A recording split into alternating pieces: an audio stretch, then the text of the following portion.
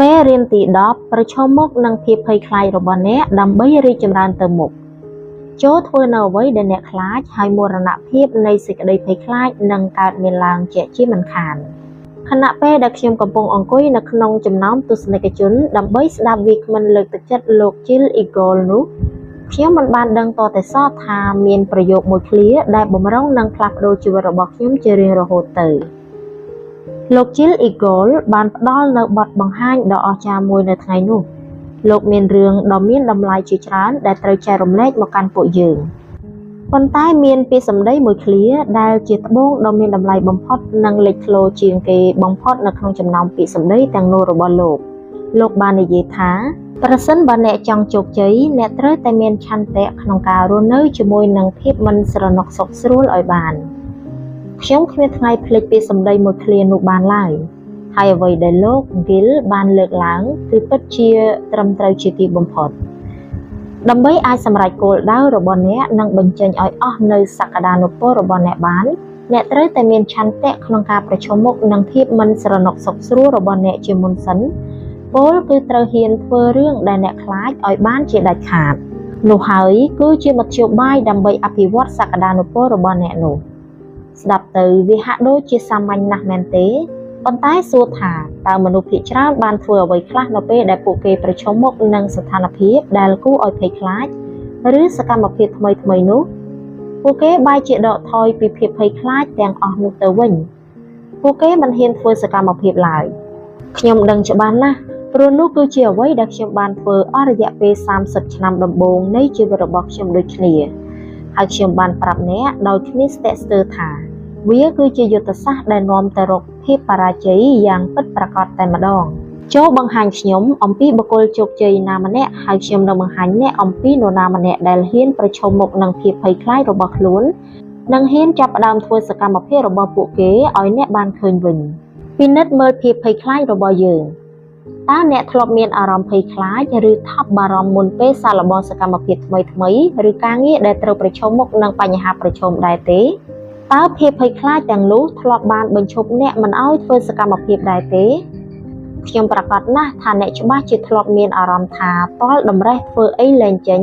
ដោយសារតែភាពភ័យខ្លាចនៅពេលណាមួយក្នុងជីវិតរបស់អ្នកមិនខានខ្ញុំដឹងថាខ្ញុំក៏ធ្លាប់ឆ្លងកាត់អារម្មណ៍នេះដូចគ្នាការពិតទៅនោះគ្រាន់តែជាផ្នែកមួយនៃធម្មជាតិរបស់មនុស្សតែប៉ុណ្ណោះជាការពិតណាស់មនុស្សម្នាក់មានកម្រិតនៃភាពភ័យខ្លាចខុសៗគ្នាអ្វីដែលធ្វើឲ្យមនុស្សម្នាក់ខ្លាចស្លាប់បែរជាអាចមានឥទ្ធិពលតិចតួចបំផុតចំពោះមនុស្សម្នាក់ទៀតទៅវិញឧទាហរណ៍សម្រាប់មនុស្សមួយចំនួនការនិយាយជាសាធារណៈឬការចាប់ផ្ដើមអាជីវកម្មថ្មីមួយគឺជារឿងដែលគួរឲ្យភ័យខ្លាច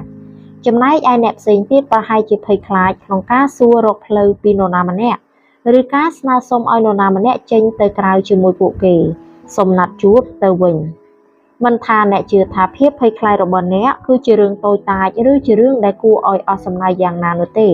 មេរៀននេះនឹងអាចយកទៅអនុវត្តសម្រាប់អ្នកបានជាមិនខាននៅពេលដែលខ្ញុំនិយាយអំពីភាពភ័យខ្លាចខ្ញុំមិនបានសំដៅទៅលើហានិភ័យផ្នែករាងកាយដែលអាចបង្កជារបួសស្នាមឬគ្រោះថ្នាក់ដល់សុខភាពរបស់អ្នកដូចជាការលោតទឹកពីលើច្រាំងថ្មចោតក្នុងទីក្រុងអាខាភូខូលឬការលោតខ្សែបាំងហ្គីចាំភៀងអ្វីឡើយខ្ញុំក៏ខ្លាចរឿងទាំងអស់នោះដូចគ្នាហើយខ្ញុំក៏គ្មានកម្រងនឹងធ្វើវាដូចគ្នាអ្វីដែលខ្ញុំកំពុងនិយាយនៅទីនេះគឺជាបញ្ហាប្រឈមទាំងឡាយណាដែលរារាំងដល់ការរីកចម្រើនផ្ទាល់ខ្លួននិងនៅក្នុងវិជ្ជាជីវៈរបស់អ្នកទាំងនេះគឺជាអ្វីដែលធ្វើឲ្យអ្នកភ័យខ្លាចប៉ុន្តែអ្នកដឹងច្បាស់ថាវាគឺជារឿងចាំបាច់ណាស់ប្រសិនបើអ្នកចង់ទទួលបាននូវអ្វីដែលអ្នកប្រាថ្នាចង់បាននៅក្នុងជីវិតរបស់អ្នកតំបន់សុវត្ថិភាពនៅពេលដែលជីវិតរបស់អ្នកត្រូវបានគ្របដណ្ដប់ដោយភាពភ័យខ្លាចនិងក្តីថប់បារម្ភជាធម្មតាវាតែងតែកើតឡើងដោយសារតែអ្នកកំពុងបោះជំហានចេញពីតំបន់សុវត្ថិភាពរបស់អ្នកនោះឯងចូលយើងមកចំណាយពេលបន្តិចដើម្បីពិភាក្សាគ្នាអំពីគោលការណ៍ដ៏សំខាន់មួយនេះនិងថាតើវាតកតងនឹងរូបភាពជោគជ័យឬក៏ដូចជាការអភិវឌ្ឍទៅលើសក្តានុពលរបស់អ្នកយ៉ាងដូចម្តេចខ្លះទាំងអស់គ្នានៅក្នុងចំណោមយើងម្នាក់គឺសុទ្ធតែមានតំបន់សុវត្ថិភាពរៀងៗខ្លួនវាគឺជាតំបន់នៃអាកប្បកិរិយាដែលយើងបានស៊ាំនឹងវានិងជាកន្លែងដែលធ្វើឲ្យយើងមានអារម្មណ៍ថាបានផ្ដល់នូវភាពសុខស្រួលនិងសុខសុវត្ថិភាពដល់យើងនោះឯង ចូលគិតថាតំបន់សុវត្ថិភាពរបស់អ្នកគឺជាផ្នែកខាងក្នុងនៃរង្វង់មួយសកម្មភាពនិងស្ថានភាពទាំងឡាយណាដែលស្ថិតនៅក្នុងរង្វង់គឺជាអ្វីដែលមិនផ្ដល់នូវការគំរាមកំហែងនិងជាអ្វីដែលយើងធ្លាប់តែស៊ាំនឹងវារួចទៅហើយពួកវាគឺជាលំនាំនៃសកម្មភាពដដែលជាផ្នែកមួយនៃជីវិតប្រចាំថ្ងៃរបស់អ្នកពោលគឺជាអ្វីដែលអ្នកអាចធ្វើបានយ៉ាងងាយស្រួលបំផុតដោយមិនបាច់ខំប្រឹងប្រែងនៅក្នុងប្រភេទនេះគឺរួមមាននៅកិច្ចការនានាដូចជាការនិយាយលេងជាមួយមិត្តភ័ក្តិឬមិត្តរួមការងារឬការបំពេញឯកសារការងារប្រចាំថ្ងៃរបស់អ្នកជាដើមយ៉ាងណាក៏ដោយម្ដងម្កាលអ្នកនឹងត្រូវប្រឈមមុខនឹងបទពិសោធន៍ឬបញ្ហាប្រឈមនានាដែលស្ថិតនៅផ្នែកខាងក្រៅនៃតំបន់សុវត្ថិភាពរបស់អ្នកដោយជៀសមិនរួចឡើយអ្វីទាំងនេះត្រូវបានតំណាងឲ្យអក្សរ X នៅក្នុងឌីយ៉ាក្រាមខាងលើកាលណាអក្សរ X ស្ថិតនៅកាន់តែឆ្ងាយពីរង្វង់នោះមានន័យថាអ្នកកាន់តែមានអារម្មណ៍ភ័យខ្លាចក្នុងការចូលរួមនៅក្នុងសកម្មភាពមួយនោះនៅពេលដែលអ្នកត្រូវប្រឈមមុខនឹងអ្វីមួយដែលស្ថិតនៅខាងក្រៅតំបន់សុវត្ថិភាពរបស់អ្នកនោះអ្នកនឹងស្រាប់តែមានអារម្មណ៍ភិតភ័យមួយរំពេចមិនខានបាតដៃរបស់អ្នកនឹងប្រែជាបែកញើសហើយបេះដូងរបស់អ្នកនឹងចាប់ផ្ដើមលោតញាប់អ្នកចាប់ផ្ដើមឆ្ងល់ថាតើខ្ញុំនឹងអាចដោះស្រាយវាបានដែរទេតើអ្នកដទៃនឹងសើចចំអកឲ្យខ្ញុំដែរទេតើមិត្តភ័ក្តិនិងសាច់ញាតិរបស់ខ្ញុំនឹងនិយាយថាមិនខ្លះទៅនៅពេលដែលអ្នកក្រឡេកមើលទៅឌីយ៉ាក្រាមខាងលើតើអក្សរ X តំណាងឲ្យអ្វីសម្រាប់អ្នកឬបាននិយាយម្យ៉ាងទៀតតើភាពភ័យខ្លាចអ្វីដែលកំពុងតែបង្អាក់ដំណើរអ្នកមិនឲ្យឈានទៅរកកម្រិតបន្ទាប់នៃភាពជោគជ័យឬការបំពេញនៅបំណងប្រាថ្នានៅក្នុងជីវិតរបស់អ្នកនោះតើវាជាការភ័យខ្លាចក្នុងការចូលទៅជិតអតិថិជនថ្មីមែនទេតើវាជាការភ័យខ្លាចក្នុងការផ្លាស់ប្ដូរអាជីពការងារមែនទេតើវាជាការភ័យខ្លាចក្នុងការរៀនជំនាញថ្មីមែនទេតើវាជាការភ័យខ្លាចក្នុងការត្រឡប់ទៅសាលារៀនវិញមែនទេតើវាជាការភ័យខ្លាចក្នុងការប្រាប់អ្នកដទៃនៅអ្វីដែលអ្នកកំពុងតែគិតមែនទេតើវាជាការភ័យខ្លាចក្នុងការនិយាយជាសាធារណៈមែនទេមិនថាអក្សរ X នោះតំណាងឲ្យអ្វីសម្រាប់អ្នកនោះទេចូលមានភាពស្មោះត្រង់ហើយទទួលស្គាល់វាខ្ញុំអាចស្មានបានថាបើមិនបានដល់រាប់លានអ្នកទេក៏មានមនុស្សរាប់ពាន់អ្នកដែរដែលមានភាពភ័យខ្លាចដូចគ្នាទៅនឹងអ្វីដែលអ្នកកំពុងតែមាននៅក្នុងពេលនេះដូច្នេះចូលយើងមកពិនិត្យមើលឲ្យកាន់តែច្បាស់ថាតើអ្វីទៅដែលមនុស្សភាគច្រើនមានការភ័យខ្លាចខ្លាំងជាងគេបំផុតទាំងអស់គ្នាភាពភ័យខ្លាចដែលត្រូវបានជួបប្រទះញឹកញាប់ជាងគេបំផុតក្នុងអំឡុងពេលនៃការធ្វើបទបង្ហាញជាច្រើនរបស់ខ្ញុំបានចែកកាតលិប៊ីក្រមទៅឲ្យអ្នកចូលរួមស្ដាប់ហើយខ្ញុំសូមឲ្យពួកគេសរសេរចូលទៅក្នុងនោះដោយមិនចាំបាច់ដាក់ឈ្មោះរបស់ពួកគេអំពីភាពភ័យខ្លាចទាំងឡាយណាដែលកំពុងតែរារាំងផ្លូវទៅកាន់ភាពរីកចម្រើននៅក្នុងវិជ្ជាជីវៈនិងជីវិតផ្ទាល់ខ្លួនរបស់ពួកគេបន្ទាប់មកខ្ញុំក៏បានប្រមូលការទាំងនោះឡើងហើយអានវាឲ្យលឺទៅកាន់មនុស្សគ្រប់គ្នាតើអ្នកគិតថាពួកគេបានសរសេរអ្វីខ្លះនៅលើការទាំងអស់នោះនៅក្នុងចំណោមទស្សនិកជនភាគច្រើនមិនថានៅក្នុងអាជីពអ្វីឬស្ថិតនៅក្នុងទីតាំងភូមិសាស្ត្រណាមួយនោះទេចម្លើយដូចគ្នាដដែលតែងតែលេចឡើងមកជារឿយខាងក្រោមនេះគឺជាភាពភ័យខ្លាចមួយចំនួនដែលត្រូវបានជួបប្រទះញឹកញាប់ជាងគេបំផុតដែលពួកគេបានកំណត់មក1ការនិយាយជាសាធារណៈឬការធ្វើបទបង្ហាញស្ទើរតែគ្រប់ក្រុមទាំងអស់នេះគឺជាភាពភ័យខ្លាចចំណាត់ថ្នាក់លេខ1តែម្ដងមនុស្សយ៉ាងច្រើនលើសលប់ភាគច្រើនតែងតែមានការភ័យខ្លាចយ៉ាងខ្លាំងចំពោះការនិយាយនៅចំពោះមុខក្រុមមនុស្សជាទូទៅ2ការលើពាក្យថាទេការបដិសេធឬការដែលគំនិតរបស់ពួកគេត្រូវបានគេទាត់ចោលចម្លើយនេះគឺជារឿងដ៏ធម្មតាបំផុតនៅក្នុងចំណោមអ្នកលក់ជាពិសេសសម្រាប់អ្នកដែលត្រូវទូរស័ព្ទទៅកាន់អតិថិជនដែលខ្លួនមិនធ្លាប់ស្គាល់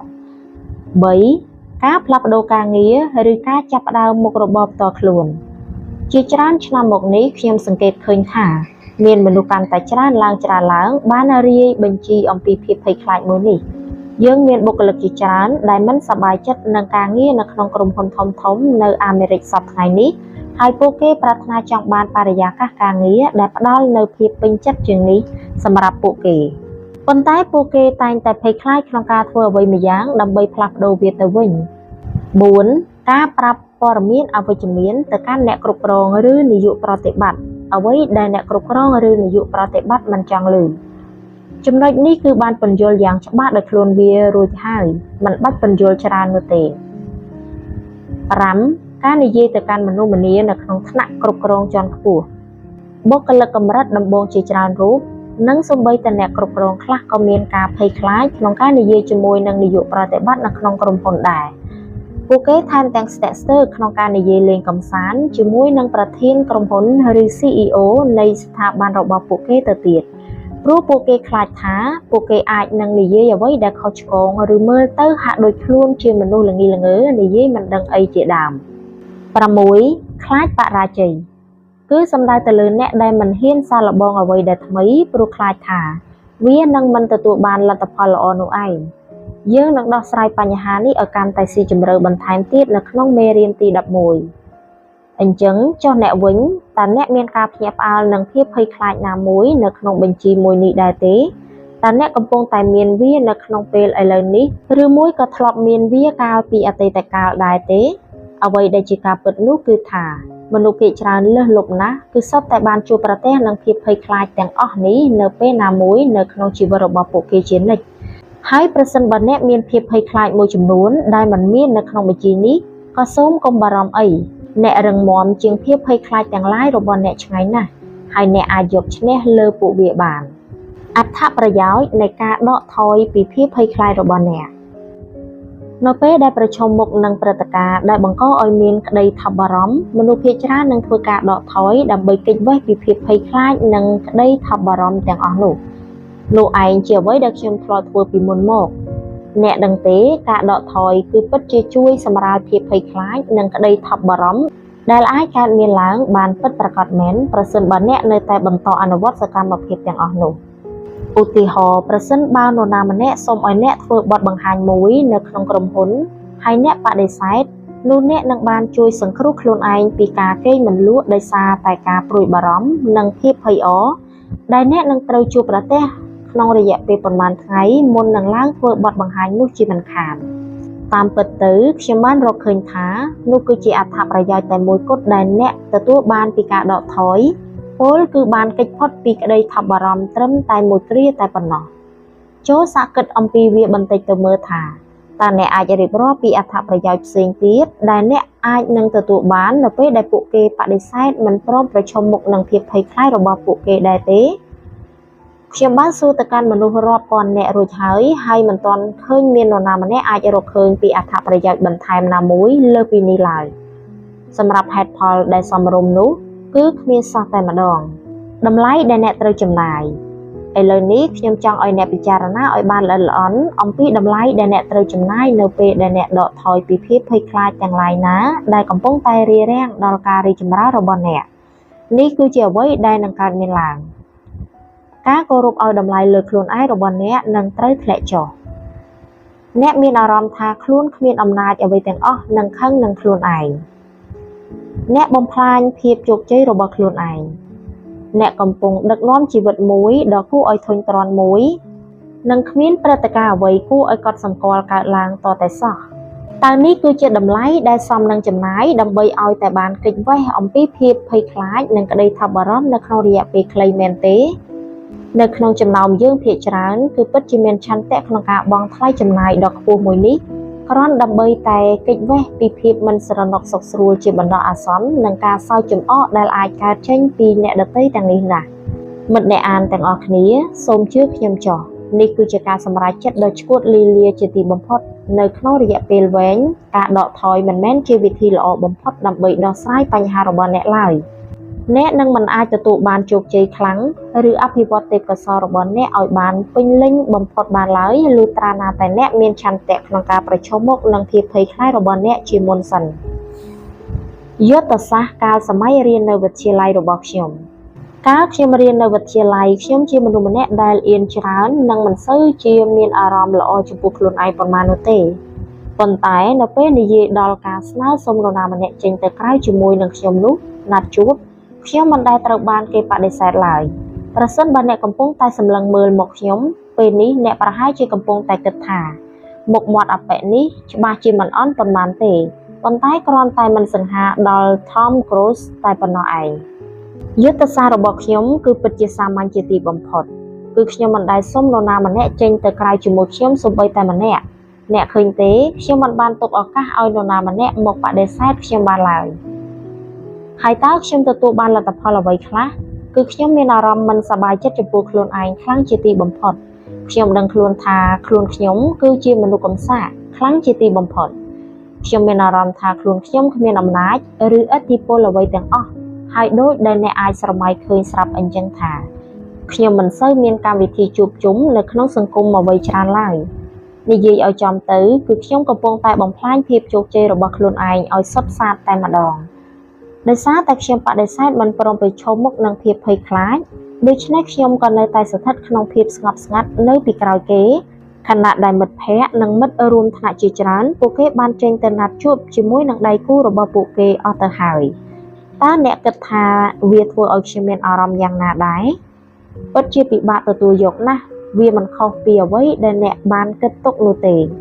ខ្ញុំសូមប្រាប់អ្នកឲ្យត្រង់ចុះក្រែងលោអ្នកឆ្ងល់ខ្ញុំពិតជាធ្លាប់មានការណាត់ជួបមើលចិត្តគ្នាខ្លះៗនៅក្នុងអំឡុងពេលនោះពិតមែន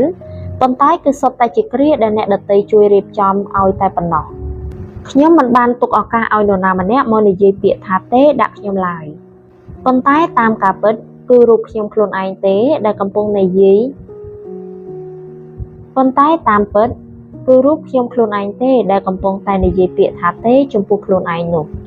តើអ្នកអាចមើលឃើញថាយុទ្ធសាស្ត្រដកថយពីភាពភ័យខ្លាចរបស់ខ្ញុំបានជះឥទ្ធិពលអាក្រក់ដល់រូបខ្ញុំយ៉ាងដូចម្តេចខ្លះដែរឥឡូវនេះវាជាការពិតដែលថាប្រសិនបើខ្ញុំបានហាមាត់សុំនរណាម្នាក់ណាត់ជួបកាលនៅវិទ្យាល័យនោះមនុស្សមួយចំនួននៅក្នុងចំណោមពួកគេនឹងប្រហែលជាឆ្លើយថាទេជាមិនខានប៉ុន្តែអ្នកដឹងទេខ្ញុំច្បាស់ជាមិនស្លាប់ដោយសារតែរឿងនោះឡើយខ្ញុំអាចនឹងទៅស្នើសុំម្នាក់ទៀតហើយម្នាក់ទៀតរហូតដល់ទីបំផុតខ្ញុំនឹងទទួលបានពាក្យថាចាស់យល់ព្រមជាមិនខានរហូតតតែខ្ញុំចូលរៀននៅមហាវិទ្យាល័យទើបខ្ញុំចាប់ផ្ដើមបោះជំហានដំបូងជំហានទារកដើម្បីប្រឈមមុខនឹងភាពភ័យខ្លាចចំពោះការដែលត្រូវបានគេបដិសេធមួយនេះបន្តិចម្ដងខ្ញុំក៏ទទួលបានទំនុកចិត្តកាន់តែខ្លាំងឡើងហើយនៅក្នុងសាលាច្បាប់ខ្ញុំពិតជាមានសំណាងខ្លាំងណាស់ដែលបានជួបនឹង Dolores ហើយពួកយើងក៏បានរៀបការជាមួយគ្នាអស់រយៈពេលជាង30ឆ្នាំរហូតមកទល់ពេលនេះជីវិតថ្មីមួយតាមពិតទៅខ្ញុំមិនខុសពីអ្នកនោះទេខ្ញុំមានអារម្មណ៍ភ័យខ្លាចផ្ទាល់ខ្លួនរបស់ខ្ញុំដូចតែអ្នកអញ្ចឹងហើយនៅពេលដែលខ្ញុំក្រឡេកមើលទៅក្រោយវិញនៅក្នុងអំឡុងពេល30ឆ្នាំដំបូងនៃជីវិតរបស់ខ្ញុំតើអ្នកដឹងទេថាខ្ញុំបានឃើញអ្វីខ្លះគឺខ្ញុំឃើញមនុស្សម្នាក់ដែលទទួលបានជោគជ័យនៅក្នុងកម្រិតមួយចំនួនក្នុងនាមជាមេធាវីមួយរូបប៉ុន្តែខ្ញុំមិនបានឃើញមនុស្សម្នាក់ដែលអៀនខ្មាស់គ្មានសុវត្ថិភាពផ្លូវអារម្មណ៍ភ័យខ្លាចនិងខ្វាយខ្វល់តែក្រសែភ្នែកអ្នកដទៃខ្លាំងពេកផងដែរតើលក្ខណៈទាំងនោះស្ដាប់ទៅហាក់ដូចជាមនុស្សម្នាក់ដែលនឹងអាចខ្លាចជាវាគ្មិននិយាយលើកទឹកចិត្តសម្រាប់អ្នករួចដែរទេអ្វីដែលបានផ្លាស់ប្ដូរជីវិតរបស់ខ្ញុំឲ្យវិលត្រឡប់មកវិញនិងធ្វើឲ្យវាប្រសើរឡើងរាប់លានដងបាននោះគឺការដែលខ្ញុំបានរៀនប្រឈមមុខនឹងភាពភ័យខ្លាចរបស់ខ្លួននិងហ៊ានចាប់ផ្ដើមធ្វើសកម្មភាពនោះឯងបន្ទាប់ពីបានឆ្លងកាត់ការខកចិត្តនឹងខ្លួនឯងនិងការខកបំណងជាច្រើនឆ្នាំរួចមកខ្ញុំក៏បានដឹងថាការរត់គេចពីភាពភ័យខ្លាចគឺមិនបាននាំខ្ញុំទៅដល់ទីណាមួយឡើយហើយវាក៏នឹងគ្មានថ្ងៃអាចនាំខ្ញុំទៅដល់កន្លែងណាមួយបានដែរជាការពិតណាស់ខ្ញុំច្បាស់ជាមិនអាចប្រឈមមុខនឹងភាពភ័យខ្លាចរបស់ខ្ញុំបានឡើយ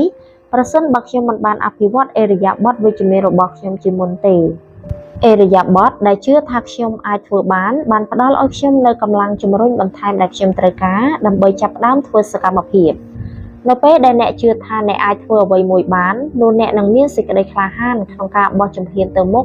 បើទោះបីជាអ្នកកំពុងតែមានអារម្មណ៍ភ័យខ្លាចយ៉ាងណាក៏ដោយមានឥរិយាបថដ៏អស្ចារ្យជាអាវុធខ្ញុំក៏បានសម្រេចចិត្តប្រែក្លាយជាមនុស្សម្នាក់ដែលបានរួមចំណែកនៅក្នុងជីវិតរបស់ខ្ញុំនិងស្វែងរកសក្តានុពលរបស់ខ្លួនបើទោះបីជាខ្ញុំមានអារម្មណ៍ថាភ័យខ្លាចយ៉ាងណាក៏ដោយចាប់តាំងពីពេលចាប់ផ្ដើមដំបូងមកម្លេះគឺខ្ញុំមានអារម្មណ៍ល្អចំពោះខ្លួនឯងខ្លាំងណាស់ខ្ញុំបានចាប់ផ្ដើមមានភាពម្ចាស់ការលើជីវិតរបស់ខ្ញុំហើយលទ្ធភាពដែលអាចទៅរួចគ្រប់បែបយ៉ាងក៏បានបើកចំហឡើងសម្រាប់រូបខ្ញុំតើអ្នកចាប់ផ្ដើមមើលឃើញនៅរង្វាន់ដ៏អស្ចារ្យដែលអ្នកអាចទទួលបាននៅពេលដែលអ្នកមានឆន្ទៈក្នុងការអភិវឌ្ឍនៅឥរិយាបថវិជ្ជមាននិងហ៊ានប្រឈមមុខនឹងភាពភ័យខ្លាចរបស់អ្នកហើយឬនៅ កែប្រែការយល់ឃើញចំពោះស្ថានភាពរបស់អ្នកឡើងវិញប្រសិនបើខ្ញុំអាចផ្ដល់នូវវិធីសាស្ត្រមួយដល់អ្នកដើម្បីប្រឈមមុខនឹងស្ថានភាពដែលគ្មានភាពសុខស្រួលដោយមិនមានភាពភ័យខ្លាចឬក្តីថប់បារម្ភតទៅសោះនោះអ្នកច្បាស់ជាមានក្តីរំភើបត្រេកអរនិងដឹងគុណខ្ញុំជាខ្លាំងមិនខានតើខ្ញុំនិយាយត្រូវទេប៉ុន្តែឲ្យខ្ញុំសុំទោសផងចុះវាមិនមានដំណោះស្រាយដ៏អស្ចារ្យបែបនោះឡើយខ្ញុំមិនអាចក្រវីដំបងសិលចុះឡើងហើយដកយកភាពភ័យខ្លាចរបស់អ្នកចេញបានឡើយចុះបើអញ្ចឹងតើអ្នកអាចស្វែងរកភាពក្លាហានដើម្បីធ្វើរឿងទាំងឡាយណាដែលអ្នកខ្លាចប៉ុន្តែជារឿងដែលចាំបាច់សម្រាប់ភាពជោគជ័យនិងភាពរីកចម្រើនរបស់អ្នកបានដោយរបៀបណាទៅលើកក្រោយនៅពេលដែលអ្នកប្រឈមមុខនឹងស្ថានភាពដ៏គួរឲ្យភ័យខ្លាចណាមួយខ្ញុំសូមណែនាំឲ្យអ្នកសាកល្បងប្រើប្រាស់នៅទស្សនវិស័យមួយដែលខុសពីមុនមនុស្សភាគច្រើននឹងចាប់ផ្ដើមគិតថាខ្ញុំនឹងមិនអាចធ្វើវាបានល្អនោះទេហើយអ្នកដទៃប្រហែលជាសើចចំអកឲ្យខ្ញុំឬបដិសេធខ្ញុំជាមិនខានពួកគេតែងតែជាប់ជំពាក់នៅក្នុងចិត្តខ្លាំងពេកពីរឿងថាតើពួកគេនឹងធ្វើវាបានល្អកម្រិតណាជានិច្ចដោយសារតែការព្រួយបារម្ភទាំងនេះឯងទើបធ្វើឲ្យពួកគេសម្រេចចិត្តដកថយបើទោះបីជាអ្នកគិតថាអ្នកគួរតែប្រកាន់ខ្ជាប់នៅអរិយាប័ត្រវិជ្ជមាននិងត្រៀមខ្លួនជាមុនឲ្យអស់ពីសមត្ថភាពយ៉ាងណាក៏ដោយក៏អ្នកនៅតែមិនគួរខ្វល់ខ្វាយខ្លាំងពេកចំពោះលទ្ធផលនោះដែរចូលចាត់ទុកខ្លួនឯងថាជាអ្នកឈ្នះភ្លាមៗមួយរំពេចនៅពេលដែលអ្នកចាំបាច់ត្រូវហ៊ានបោះជំហានទៅមុខនិងធ្វើនៅអ្វីដែលអ្នកខ្លាចពិតណាស់អ្នកគឺជាអ្នកឈ្នះដែលគ្រាន់តែឈានជើងចូលទៅក្នុងទីលានប្រកួតនិងបានចូលរួមចំណែកនៅក្នុងនោះតែប៉ុណ្ណោះដោយមិនខ្វល់ថាលទ្ធផលនឹងទៅជាបែបណានោះឡើយត្រូវឆ្ពោះទៅមុខបើទោះបីជាអ្នកភ័យខ្លាចក៏ដោយជាឧទាហរណ៍ចូលសារឧបមាថាអ្នកខ្លាចការនិយាយជាសាធារណៈប៉ុន្តែអ្នកសម្រេចចិត្តប្រឈមមុខនឹងវានិងធ្វើវាឲ្យទាល់តែបាននៅខណៈពេលដែលអ្នកក្រោកឈរឡើងហើយចាប់ផ្ដើមនិយាយនៅចំពោះមុខទស្សនិកជននោះគឺបានន័យថាអ្នកបានក្លាយជាអ្នកឈ្នះរួចបាត់ទៅហើយជង្គង់របស់អ្នកប្រហែលជាកំពុងញ័រហើយសម្លេងរបស់អ្នកក៏ប្រហែលជាកំពុងញ័រដូចគ្នាប៉ុន្តែវាមិនសំខាន់នោះទេអ្វីដែលសំខាន់នោះគឺអ្នកបានប្រឈមមុខនឹងភាពភ័យខ្លាចនិងបានទទួលយកការប្រឈមមុខមួយនោះការអបអរសាទរគឺជារឿងដែលចាំបាច់បំផុតសម្រាប់អ្នកលទ្ធផលដែលទទួលបានគឺការគោរពឲ្យតម្លៃចំពោះខ្លួនឯងរបស់អ្នកនឹងត្រូវបានលើកកម្ពស់ហើយអ្នកនឹងមានអារម្មណ៍រំភើបសប្បាយរីករាយឥតកណនាជាមិនខាននៅក្នុងការសាកល្បងលើកដំបូងនោះអ្នកច្បាស់ជាមិនត្រូវបានគេលើកដំកើងថាជាវាគ្មិនដ៏ឆ្នើមបំផុតនៅក្នុងលោកនោះឡើយបើអញ្ចឹងតើវានឹងទៅជាបែបណាវិញចូលទទួលយកការពិតទៅអ្នកមិនអាចរំពឹងថាអ្នកនឹងក្លាយជាវាគ្មិនដ៏ជំនាញមួយរូបនៅក្នុងអំឡុងពេលធ្វើបទបង្ហាញលើកដំបូងរបស់អ្នកបានឡើយតើអ្នកជាកីឡាករវាយថេននីសដ៏ពូកែម្នាក់បន្ទាប់ពីបានលេងលើកដំបូងមែនទេឬមួយក៏អ្នកហែលទឹកដ៏ពូកែម្នាក់បន្ទាប់ពីចុះទឹកលើកដំបូងសូមចងចាំថាការអភិវឌ្ឍជំនាញណាមួយគឺសុទ្ធសឹងតែត្រូវចំណាយពេលវេលាទាំងអស់ខ្ញុំនៅចាំបានតកតងនឹងការឡើងថ្លែងសន្ទរកថាលើកទឹកចិត្តលើកដំបូងរបស់ខ្ញុំការនោះគឺនៅក្នុងឆ្នាំ1988ហើយការធ្វើបទបង្ហាញរបស់ខ្ញុំគឺគ្មានអ្វីដែលគួរឲ្យយកមកអួតអ្នកឡើយខ្ញុំបានផ្ដល់នូវការជជែកពិភាក្សាដោយឥតគិតថ្លៃទៅកាន់ក្រុមអ្នកលក់អចលនទ្រព្យមួយក្រុមហើយខ្ញុំសូមប្រាប់អ្នកតាមត្រង់ចុះថាខ្ញុំពិតជាមានអារម្មណ៍ភ័យខ្លាចខ្លាំងជាទីបំផុតភ្នែករបស់ខ្ញុំមិនអាចងើបចេញពីក្រដាសកត់ត្រារបស់ខ្ញុំរួចឡើយសំណាងល្អដែរដែលខ្លឹមសារនៃបទបង្ហាញរបស់ខ្ញុំមានភាពរឹងមាំខ្លាំងហើយអ្នកចូលរួមក៏បានឆ្លើយតបយ៉ាងវិជ្ជមានមកកាន់ខ្ញុំវិញដូចគ្នា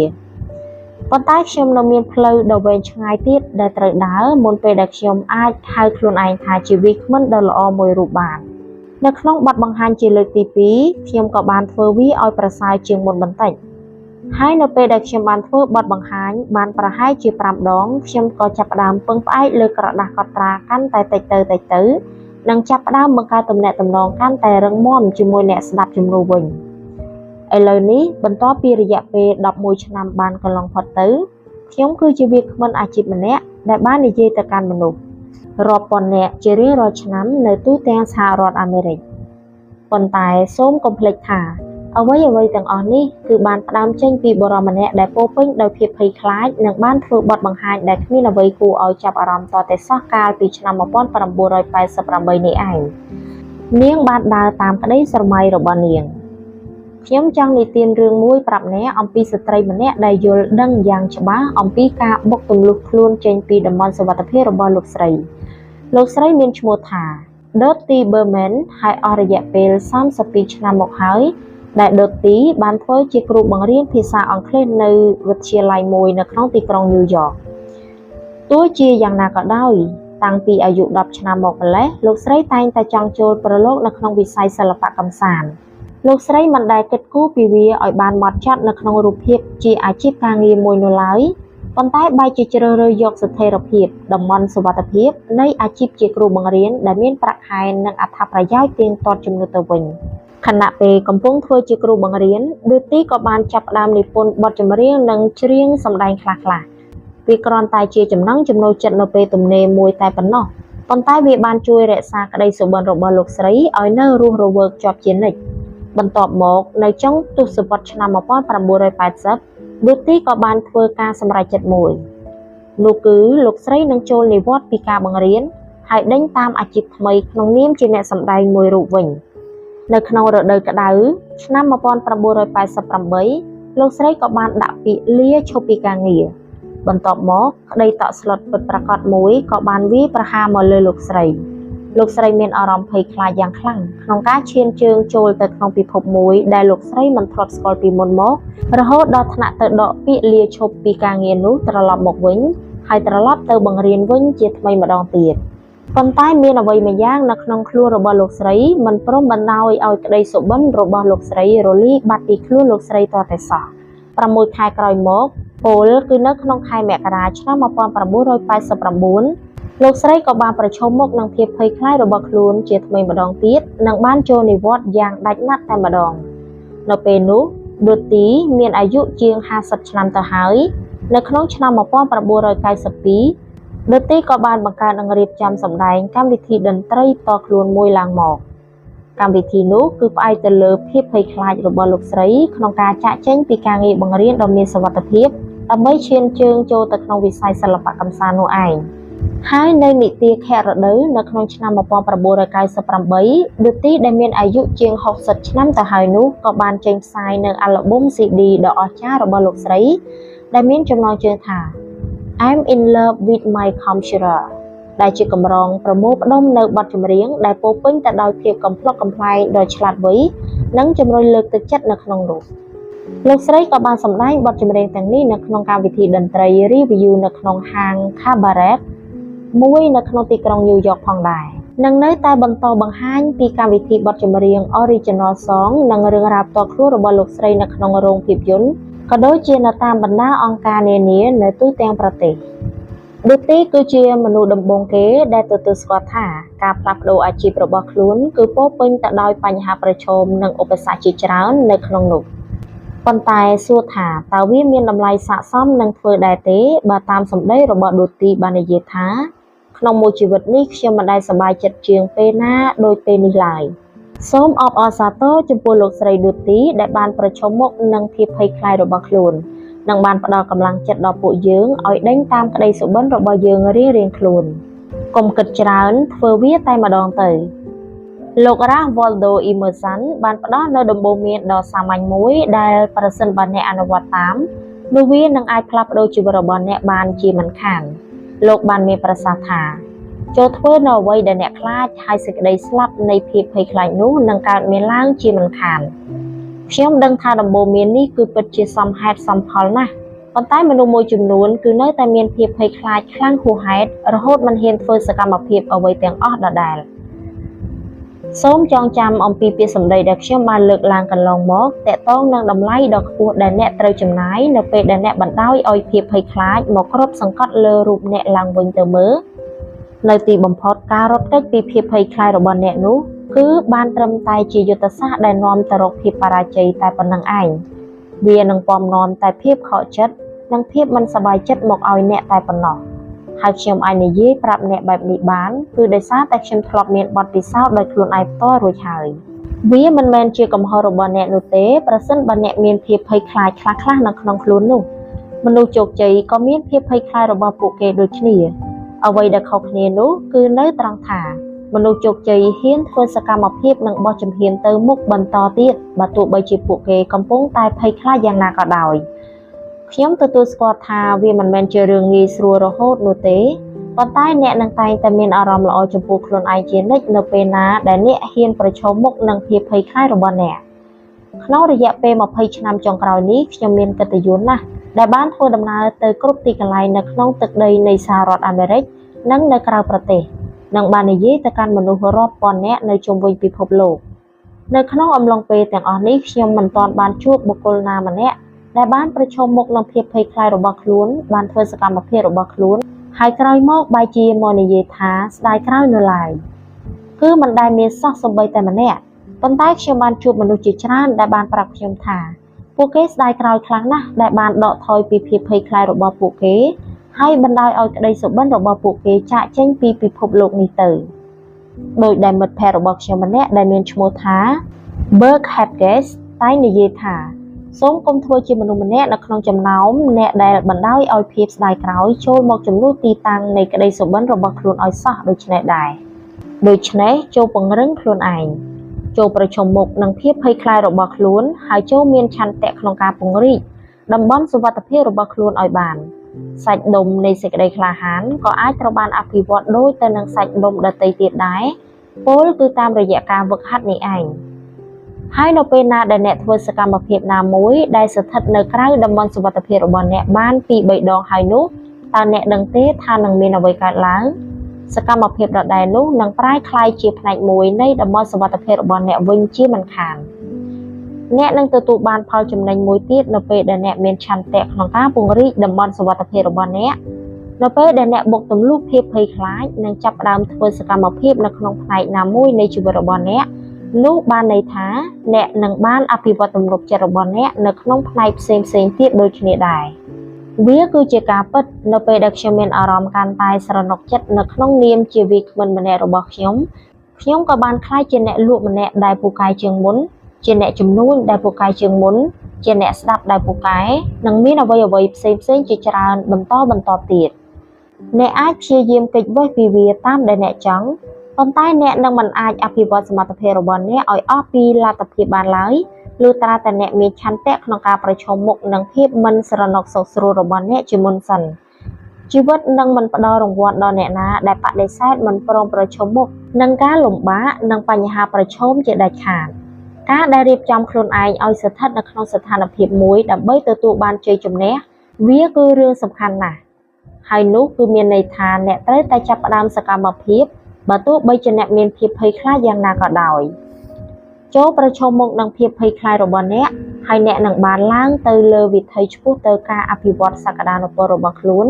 និងដឹកនាំជីវិតមួយដែលពោរពេញទៅដោយក្តីរំភើបនិងក្តីរីករាយពេញចិត្តដែលអ្នកសមនឹងទទួលបានវាគឺជាការសម្រេចចិត្តមួយដែលអ្នកនឹងគ្មានការស្ដាយក្រោយជាដាច់ខាត